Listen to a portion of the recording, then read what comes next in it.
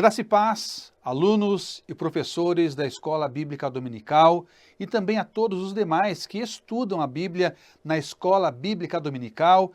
E nós temos na nossa revista, que é uma publicação trimestral do nosso editorial, nós temos então a abordagem do tema História da Igreja nesta conclusão de ano letivo da EBD, neste ano de 2025. Estamos estudando sobre a história da igreja e vamos então à lição número 10, que fala sobre os movimentos religiosos que surgiram da Reforma e também a reação católica. Voltamos a dizer que é importante que o aluno e estudante da Bíblia na escola dominical faça a leitura cuidadosa, atenta dos textos propostos, sejam eles nas leituras diárias, que começa na segunda-feira até a leitura dominical, também o nosso texto base e também o texto áureo que destacamos agora, que diz assim: "E aquele que guarda os seus mandamentos, nele está e ele nele, e nisto conhecemos que ele está em nós, pelo Espírito que nos tem dado." 1 João capítulo 3, verso 24. Estudamos na lição passada sobre a Reforma Protestante, o que motivou este movimento religioso a partir do ano de 1517, especialmente com a fixação ou a afixação das teses de Lutero na igreja de Wittenberg, na Alemanha. Nós vemos que a partir deste movimento religioso que então surgiu na Europa, por volta ou a partir de 31 de outubro de 1517, deu origem a outros movimentos e também movimentos religiosos que deram origem a igrejas que também hoje estão ainda atuantes neste contexto eclesiástico. Então, vamos ver que a história da igreja ela é muito vasta e mais de 2000 anos de história não são ou não podem ser abordados como se gostaria, neste comentário de 3 lições. Mas vamos estimular o aluno dedicado para que busque e que pesquise, que leia, que estude sobre esse tema tão vasto e tão profundo que é a história da igreja. Conforme nós vimos, então, em 31 de outubro de 1517, este movimento teve início a partir das teses de Lutero que foram afixadas na igreja de Wittenberg, na Alemanha. Esse movimento espalhou-se rapidamente por toda a Europa e cada região teve as suas próprias lideranças com características muito peculiares, enquanto levavam adiante os seus ideais, que, volto a dizer, era um retorno às Escrituras, era um retorno ao cristianismo originário, porque a igreja, detentora de grande poder, de grande influência e de grandes riquezas, afastou-se daquele propósito inicial. Agora, este movimento, ele almeja um retorno, uma reforma, um retorno ao cristianismo originário. Vamos ver primeiramente com a expansão da reforma, que na Alemanha, ou seja, no país onde surgiu a reforma, nós vemos que teve origem o luteranismo. A igreja luterana nasceu com a reação de Martinho Lutero às indulgências mercantilizadas por Tetzel e, posteriormente, outros abusos e doutrinas antibíblicas. Então, a partir de Lutero, este movimento chamado luteranismo teve origem na Alemanha. Segundo lugar, a igreja presbiteriana começou com John Knox, na Escócia. Este John Knox era um sacerdote católico que converteu-se ao protestantismo em 1545, influenciado pela teologia de Calvino no período que esteve na Suíça, depois de fugir da perseguição da qual foi alvo em sua terra de origem, após a sua conversão e a sua dedicação, então, à pregação pública. O presbiterianismo, que é um movimento religioso que ainda perdura atualmente, tem um viés mais evangélico e exigente no comparativo com a igreja luterana. Este movimento é oficial na Escócia e enviou grandes missionários que levaram o evangelho a muitos povos. No Brasil, para o Brasil, em 1859, quem trouxe, então, esse movimento do presbiterianismo foi Archibald Simonton, que enfrentou muitos desafios com uma forte presença da Igreja Católica e a ausência da liberdade religiosa plena, então, no nosso país. E, sem dúvida, também um preconceito da população. Então, o presbiterianismo divergiu um pouco do luteranismo, tendo um viés mais evangélico. E John Knox foi, então, o precursor deste movimento chamado presbiterianismo, que também chegou ao Brasil em 1859. John Knox era um pregador público e dedicou-se à pregação. Terceiro lugar, a igreja anglicana.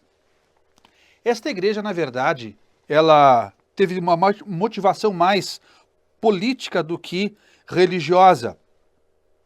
Então, começou com a reforma de Henrique VIII.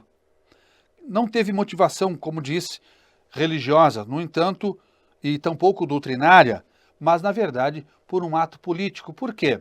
Porque este rei quis anular o seu casamento com Catarina de Aragão, filho do rei espanhol Fernando II de Aragão, para casar-se, então, com Ana Bolena, que era pertencente a uma família influente da Inglaterra, o que foi recusado pelo Papa Clemente VII. Então, num rompimento com o catolicismo, surge, então, a Igreja Anglicana na Inglaterra. Então, através da aprovação do chamado Ato de Supremacia pelo Parlamento inglês, em 1534, o rei foi declarado chefe supremo da Igreja na Inglaterra. Com a criação dessa instituição religiosa independente de Roma, efetivou-se o novo casamento de Henrique VII. Então, no Brasil, ela é conhecida como Igreja Episcopal.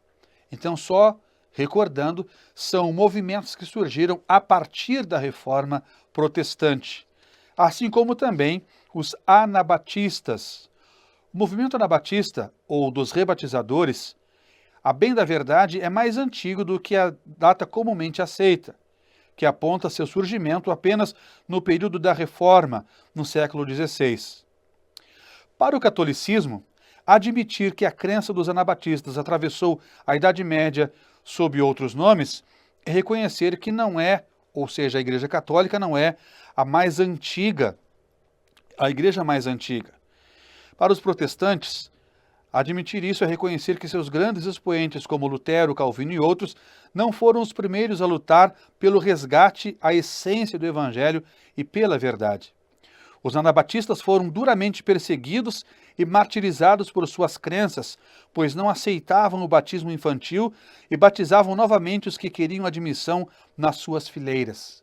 Então, por isso, o nome de rebatizadores ou anabatistas.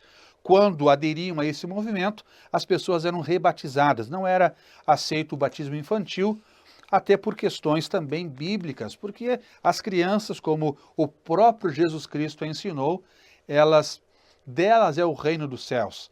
Não tendo consciência de pecado, de erros, elas são então puras e, por sua vez, não carecem, não necessitam do batismo. Então, foram movimentos que surgiram a partir da Reforma Protestante. Agora, desses movimentos que surgiram na Reforma Protestante, nós temos alguns outros movimentos derivados. Por exemplo, dos luteranos, movimento pietista.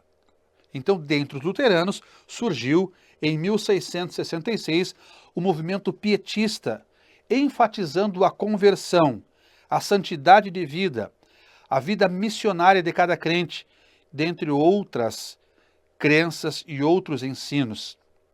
Seus principais nomes foram Philip Jacob Spener e August Hermann Frank. São dos principais expoentes do movimento pietista, que enfatizava então a conversão e a santidade. É um retorno, na verdade, àquela vida de consagração, de santidade, requerido por Deus na sua palavra. O próprio Senhor disse: sede santos, porque eu sou santo. E isto requer uma vida de grande piedade, de santidade, de consagração a Deus, que eram os principais ensinos deste movimento pietista. Outro movimento que surgiu dos luteranos foram os morávios, também chamados de Irmãos Unidos. Eles começaram em 1727, quando o conde Zinzendorf acolheu irmãos foragidos da perseguição na Morávia. Começaram um círculo de oração que resultou num dos mais comoventes avivamentos missionários. John Wesley, o grande pregador e avivalista, ele foi influenciado pelos morávios.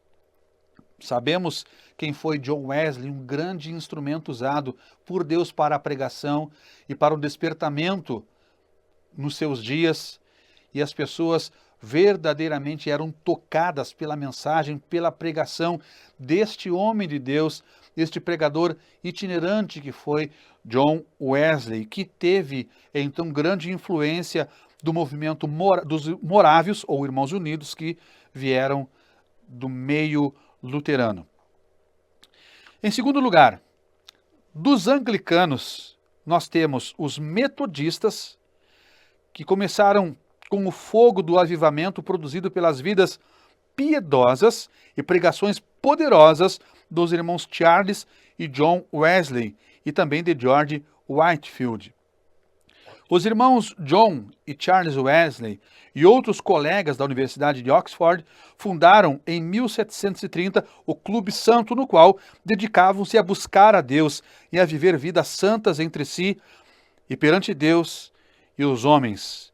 Isto lhes valeu o apelido de metodistas e foram proibidos de pregar na igreja anglicana, iniciando então um movimento que reunia multidões ao ar livre para ouvir as suas pregações. Então, estes homens de Deus iniciaram um movimento que também despertou e sacudiu o povo nos seus dias.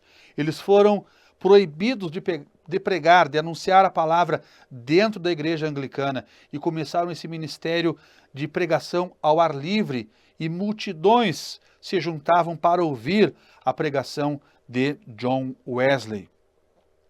Outro movimento que surgiu dos anglicanos foi, então, o Exército da Salvação, fundado em 1865 por William Booth e sua esposa Catherine. Trata-se de uma organização cristã internacional com amplo e marcante trabalho de evangelização, assistência social com abrigos, hospitais, ajuda em locais onde ocorrem desastres naturais e com programas de reabilitação de dependentes químicos, entre outros relevantes serviços prestados à sociedade. Exército da Salvação, que ainda tem suas atividades. Então, também foram oriundos do movimento anglicano. Ainda dos anglicanos, então, o Exército da Salvação. Dos anabatistas, o movimento batista surgiu em 1609 em Amsterdã, na Holanda, quando o pastor inglês John Smith, exilado por perseguição religiosa, organizou a primeira igreja batista defendendo o batismo apenas de crentes conscientes, também a liberdade religiosa e a separação entre igreja e Estado. Poucos anos depois, em 1612, Thomas Hellis levou esses princípios de volta à Inglaterra, fundando ali a primeira igreja batista na Inglaterra e fortalecendo o movimento que mais tarde se espalharia pelo mundo todo. Então, dos anabatistas, o movimento batista surgiu, este movimento que espalhou-se então por todo o mundo e também chegando naturalmente no nosso país, e nós somos batistas e então somos também oriundos deste movimento que surgiu neste período. Então, o movimento protestante, ou a reforma protestante, estimulou, então, um retorno às Escrituras, o surgimento de movimentos religiosos que romperam, então, com a Igreja Católica, que, por sua vez, não ficou parada. Temos início, então, na Reforma Católica, chamada, anos atrás, de a Reforma ou a Contra-Reforma Católica, né, promovida pela Igreja Católica. Então nós temos a Reforma Católica, que começou num contraponto, então, à Reforma Protestante. A perseguição ativa foi outra arma poderosa usada para impedir o crescente espírito da Reforma. Então, começou um período de perseguição contra esse movimento da Reforma. Então, é certo que os protestantes também perseguiram, porém, geralmente isso aconteceu por sentimentos políticos e não religiosos. O ponto central da reação católica foi o Concílio de Trento, em 1545, que durou até 1563, convocado pelo Papa Paulo III. Neste concílio, a Igreja reafirmou doutrinas como a autoridade papal, a tradição como fonte de fé ao lado da Bíblia, a transubstanciação na Eucaristia e a validade das indulgências. Então, o que havia motivado a Reforma Protestante foi reafirmado neste movimento da Reforma Católica, num contraponto à Reforma Protestante. Embora condenasse os seus abusos, né? Também foram tomadas medidas para reformar o clero, como a criação de seminários para a formação adequada dos padres e também o combate à corrupção e também à simonia, que é a compra e venda de cargos ou ofícios na igreja. Isto foi combatido neste período, nesta reação católica. Outro sim, teve destaque a fundação da Companhia de Jesus pelos jesuítas, liderados por Inácio de Loyola, que se tornaram defensores da fé católica por meio da educação, das missões e também pelo combate ao protestantismo. Essa disputa entre católicos e protestantes deflagrou a conhecida Guerra dos 30 Anos, que durou de 1618 a 1648.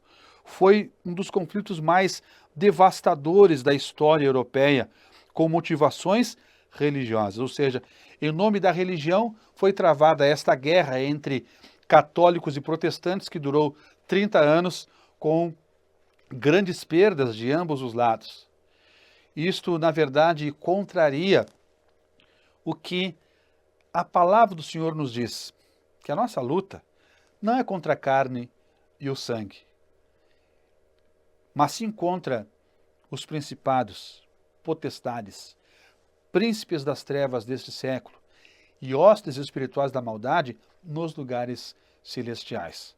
Então, a luta da igreja não é contra ela mesma ou entre os seus integrantes, entre os seus líderes. Isso tem muito, irmãos, a nos ensinar para os nossos dias. Não é uma disputa por interesse, por força, por poder, por influência. Nós precisamos estar, sim, unidos em prol do Evangelho de Cristo. Estas sangrentas batalhas que foram travadas nesse período, que ceifou vidas de ambos os lados, por motivações, então, religiosas, porque, lamentavelmente, em nome da religião, muitas coisas erradas foram realizadas ao longo da história e ainda continuam, muitas vezes, sendo realizadas em nome da religião. No entanto, a igreja precisa estar fundamentada na palavra de Deus, com ideais muito bem definidos, ou seja, a missão principal da igreja é anunciar o Evangelho. A própria Bíblia, ela condena e, de fato, ela não estimula as dissensões, as divisões, as disputas, até porque o próprio Senhor Jesus Cristo disse que um reino dividido, ele não pode subsistir, não tem como subsistir. Então, se a igreja ela se divide e se ela começa então a combater uma contra a outra, na verdade, quem perde com isso é o avanço do Evangelho, é a própria igreja do Senhor Jesus Cristo. Por esta razão, a Bíblia sempre nos estimula ao amor, à temperança, ao envolver-se nesse mistério tão importante da igreja que é anunciar as boas novas. No entanto, o que nós vemos aqui nesse triste período da história da igreja, com guerras, com disputas, com pessoas sendo lamentavelmente mortas por motivações religiosas, porque ambos os lados defendiam o seu próprio ponto de vista, a sua própria posição teológica, enfim, isto gerou grandes perdas, muito derramamento de sangue, e isto maculou, sem dúvida alguma, a história da igreja cristã.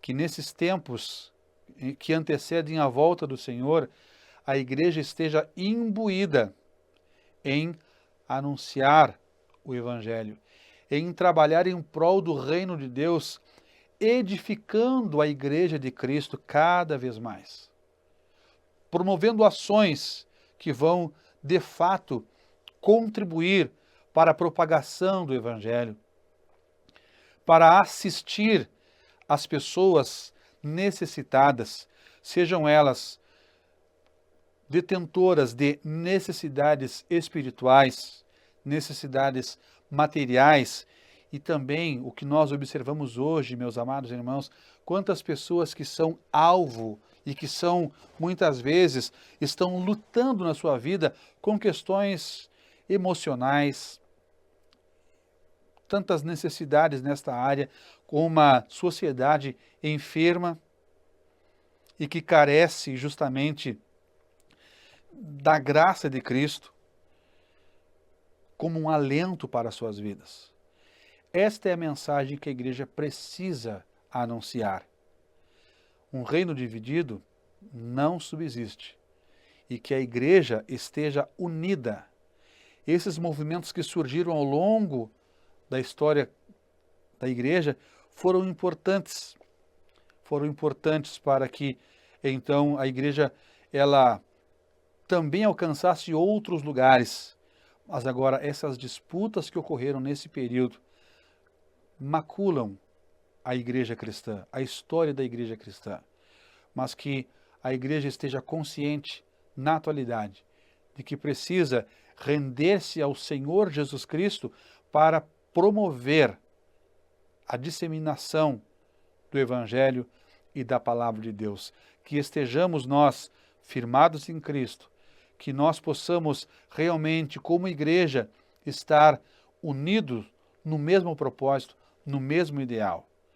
As disputas, que elas sejam deixadas de lado e que nós possamos realmente assumir um compromisso sério com o Senhor para que assim cumpramos a sua vontade. Que Deus ricamente vos abençoe em Cristo Jesus. Oremos. Obrigado, Senhor, porque a tua palavra é fiel e verdadeira. Ajuda, meu Deus, para que a tua igreja esteja firmada em Cristo, que a tua igreja, Senhor, verdadeiramente possa estar imbuída, Senhor, nesse ideal de pregar as boas novas, de anunciar a salvação, Senhor. Que nós não venhamos buscar simplesmente, Senhor, os nossos próprios interesses, que não venhamos, Senhor, através de disputas, de contendas, ó Deus, separar o corpo de Cristo, não, mas que estejamos unidos como igreja, Pai, tendo Cristo como Senhor, e assim possamos avançar mais e mais na anunciação do Evangelho. Em nome de Jesus, amém.